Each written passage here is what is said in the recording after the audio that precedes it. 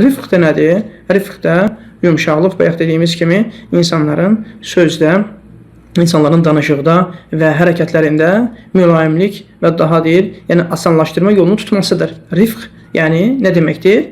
Yəni insanların danışıqda və hərəkətlərində mülayimlik və daha asan yolu tutmalarına rifq deyirlər, yumşaqlıq deyirlər.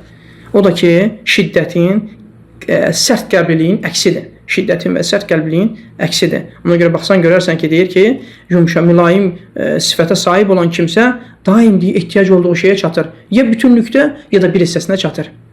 Əgər mülayimlik varsa həmin kimsədə.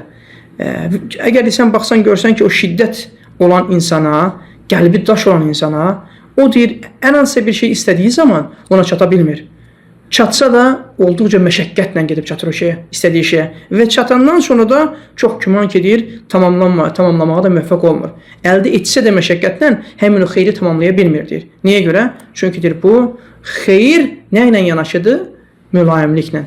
Əgər o şeydən mülayimlik götürülübsə, artıq deyir, o iş korlanmalıdır və xeyir də ondan uzaq olacaq. Xeyir də ondan uzaq olacaq. Həqiqətən deyir, bu çox mühüm bir yol, çox mühüm bir qaydadır ki, hər birimizin üzərinə vacibdir ki, bu qaydanı həm övladlarımızla müamilədə, həm də həyat yoldaşlarımızla müamilədə bunu tətbiq edək. Allah Subhanahu taala bizi eşidib faydalanardı nəsin?